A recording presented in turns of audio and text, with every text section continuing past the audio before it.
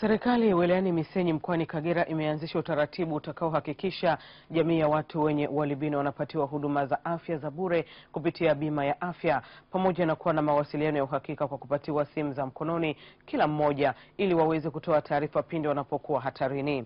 Mkuu wa wilaya ya Misenyi Fadhili Nkulu amesema utaratibu huo utakuwa endelevu chini ya kamati ya ulinzi na usalama wa wilaya hiyo ili kuhakikisha watu wenye ualbino wanakuwa na usalama wa kutosha pamoja na kupata huduma bora za afya bure. Taarifa zaidi na mwandishi wetu Chazi Mwebea kutoka mkoani Kagera. Matokeo ya kazi ya kuwatambua watu wenye ualbino iliyofanywa na kamati ya ulinzi na usalama wilayani humo ikiongozwa na mkuu wa wilaya ya Misenyi Fadhili Nkulu, ambapo jumla ya watu 14 wenye ualbino wametambuliwa katika wilaya hiyo.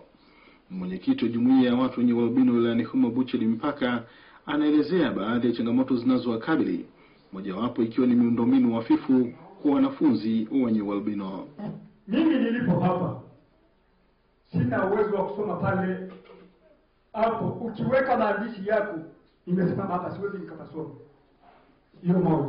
Pili, tunapopewa vitabu vya maandiko haya ya kawaida, watu wenye ualbino kuja kusoma herufi hadi nyingine ni matatizo makubwa, wakati wenzetu wanakuwa wameshafika mbali. Kwa hiyo utakuta wakati wa kufanya mitihani sisi uko kwenye swali la kwanza, lakini wanaoona wameshamaliza hata maswali matano. Hiyo ndio tunaomba miundombinu rafiki kwa wanafunzi wetu wenye ualbino.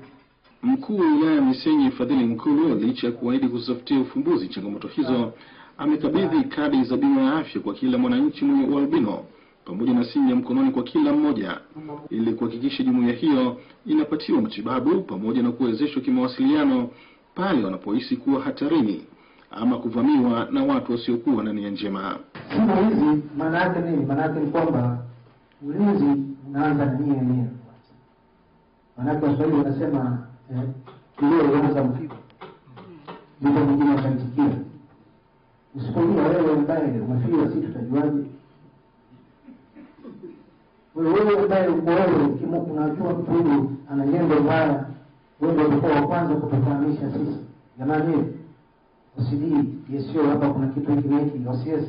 Katika hafla hiyo ambayo iliambatana na nasaha kutoka kwa viongozi wa dini na wazee mashuhuri wa wilaya hiyo, baadhi ya wanachama hao wa jumuiya ya watu wenye ualbino waliopatiwa kadi za bima za afya pamoja na simu za mkononi hawakusita kuonyesha furaha zao. Kwa hali hii ya kupata kadi hii tumefarijika.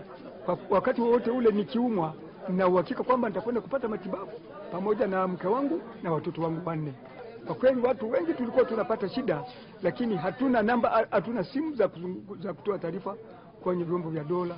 Tulikuwa kwa shida sana, hasa wakati labda na wasiwasi, ukipata tetesi kwamba watu nini umeshindwa kutoa mawasiliano, tembea kwenda kituoni ni muda mrefu, simu ni hapo hapo, ukipata shida naweza kupiga simu naweza kupata msaada wa haraka.